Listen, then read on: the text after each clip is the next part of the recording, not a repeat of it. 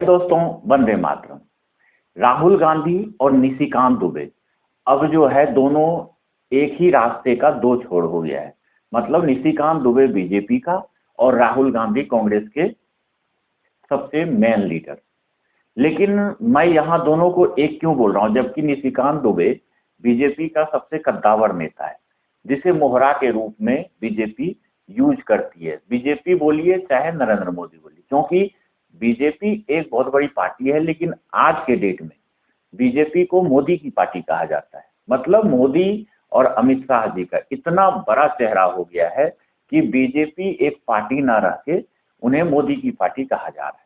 या ऐसे नहीं बोला जा रहा है कि बीजेपी का मोदी का पार्टी कहा जा रहा है, लेकिन इन लोगों ने अपनी फजीहत जो है खुद कराना जानता है और करा ही रहा है। सबसे पहले मैं बोल दूं भाइयों, कुछ दिन पहले क्या हुआ था, सोनिया गांधी का तबीयत खराब हुआ था, तो राहुल गांधी ने संसद में एक बात उठाई थी कि अपोलो में मैं गया था अपनी मां को लेके डॉक्टरी सेवा के लिए, वहां मुझे कोई भी पिछड़ा वर्ग अति पिछड़ा वर्ग का डॉक्टर नहीं दिखा। देखिए कितना बड़ा झूठ बोलता है ये।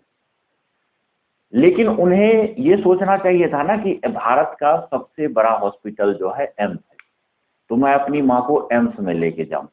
नहीं, क्यों?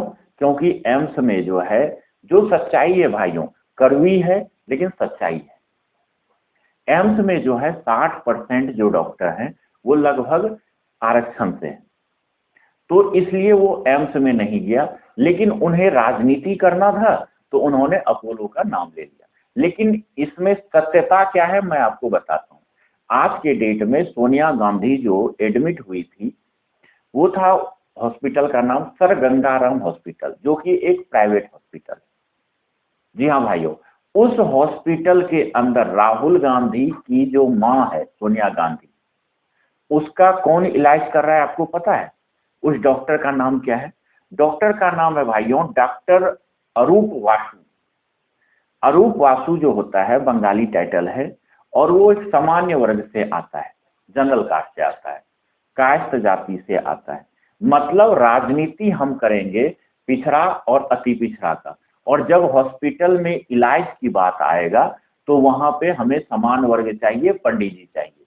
मत यहाँ पे मतलब राहुल गांधी का दो तरफा सिस्टम आप देख लीजिए कि हम राजनीति जो है संसद में बैठ के करेंगे कि कोई डॉक्टर नहीं मिला, पिछड़ा अति पिछड़ा, और हम अपनी माँ का इलाज जो है पंडित जी से कराएंगे या समान वर्ग से कराएंगे। इसे दोहरी नीति ही कहते हैं और कुछ नहीं कहते हैं। मतलब एक तरह से ये आपको पिछड़ा और अति पिछड़ा को ठगने वाली कहानी है। यही नहीं भाइयों, आज के डेट में आपने देखा होगा कि कंचना यादव और एक और है भारतीय से कुछ है, प्रवक्ता है आरजेडी, लालू यादव का प्रवक्ता है। वो लोग खूब पिछड़ा अति पिछड़ा करता है, मंच पे जाता है तो बहुत ब्राह्मण को गाली देता है, सामान्य वर्ग को बहुत गलत बोलता है, हम उस पर अटैक करेंगे, ये करेंगे, उनसे बदला लेंगे, बहुत बड़ी बात बोलता है। लेकिन जब इनके आका लालू यादव का किडनी ट्रांसप्लांट हुआ था 2022 ईस्वी में, मालूम है भाइयों डॉक्टर कौन था? डॉक्टर जो था भाइयों प्रवीण कौर, जो कि एक सामान्य वर्ग से आता है। यहीं पे बात नहीं रुकती है। जब लालू यादव का हार्ट का सर्जरी हुआ था अभी कुछ दिन पहले, तो उसका डॉक्टर का नाम मालूम है भाइयों? डॉक्टर का नाम था डॉक्टर रमाकांत पांडा, जो कि उड़ीसा में का एक ब्राह्मण होता है पांडा। मतलब इनको क्या है, राजनीति करना है हमेशा पिछड़ा अति पिछड़ा, यहाँ नहीं मिला वहां घुसाना है, वहां भेजना है, -40 नंबर में भर्ती करना है। लेकिन जब अपनी इलाज की बारी आती है तो इन्हें चाहिए कोई पंडित, ब्राह्मण, सामान्य वर्ग, राजपूत, यही सब चाहिए इनको। ये इन्हीं का हालत नहीं है भाइयों, जितने भी बड़े बड़े लीडर हैं पिछड़ा अति पिछड़ा का, वो सबका यही हाल है, जनता को बरगलाना और खुद मलाई खाना। अब यहीं पे लीजिए कि बहुजन का सबसे बड़ा नेता था एक रामविलास पासवान, जो कि अब दिवंगत हो गए। उन्होंने अपना हार्ट का सर्जरी करवाया था, और सर्जरी का मालूम है भाइयों उसका डॉक्टर का नाम क्या था? अशोक सेठ, जो कि एक सामान्य वर्ग से आता है, कास्ट का।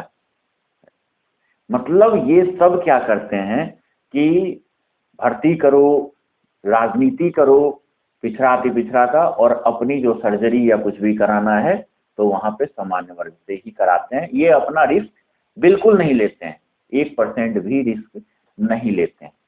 भाइयों बात यहाँ नहीं, बात अब आती है निशिकांत दुबे जी से।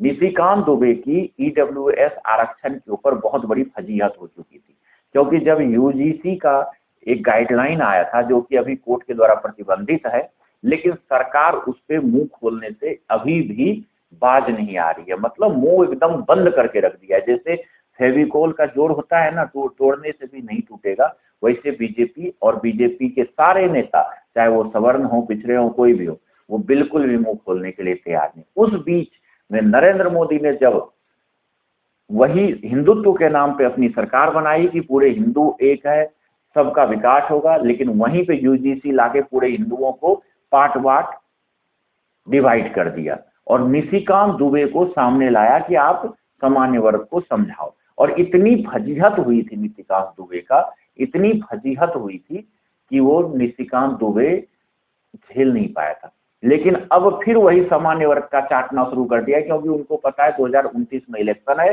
रांची में जो मेयर का चुनाव में उसका हाल हुआ, वही हाल कहीं इस बार सांसदी में उसकी हार ना हो जाए। और उत्तर प्रदेश में मध्य प्रदेश में जो नरोत्तम मिश्रा बेचारा हार गया, तो उसके बाद उन्हें साइड लाइन कर दिया गया। कहीं निशिकांत दुबे भी एक बार हार गया तो उसको सीधा साइड लाइन कर दिया जाएगा। अब वो राहुल गांधी के बारे में बोलना शुरू किया है कि आप 60% आरक्षण वाले को भर्ती करते हो, लेकिन अपनी माताजी को क्यों सामान्य कास्ट से दिखा रहे हो। अब वो सामान्य वर्ग को खुश करना चाह रहा है, लेकिन यूजीसी पे मुंह अभी भी नहीं वो खोलना चाह रहा है। निशिकांत दुबे का दोहरा चरित्र यहाँ पे नजर आता है। चाटना जो है ऊपर वाले का है, बिल्कुल मुंह नहीं खोलना है, लेकिन उनको वोट चाहिए जीतने के लिए। डर जो होता है ना वोट का भाइयों, बहुत बड़ी बात होती है। अगर उनको वोट सवर्ण का नहीं मिला, सामान्य वर्ग का नहीं मिला, तो उनकी सांसदी जो है चली जाएगी, ये निश्चित है। जो कि उसे भी पता है, और उसे ही नहीं उसके सरकार को भी पता है, बीजेपी के सबसे बड़े लीडर को भी पता है और आरएसएस को भी पता है कि अगर हमने यहाँ पे अगर यूजीसी वाले मुद्दे पे कुछ बोला या आगे जाके इसको फिर से एससी/एसटी एक्ट की तरह लागू किया, तो हमारा जो है मटिया पलित होना निश्चित है। ये हाल है भाइयों नेताओं का। और जो हमारे ओरिजिनल में पिछड़े और वो सब दलित वगैरह हैं, जो कि अभी भी वही हालत है, गरीब से अमीर नहीं बन पा रहा है, उन्हें सिर्फ ये लोग वोट बैंक की तरह यूज करते हैं और उन्हें रैलियों में बुलाते हैं, जबकि उन्हें पता नहीं होता है कि रैली में हम किस लिए आए हैं।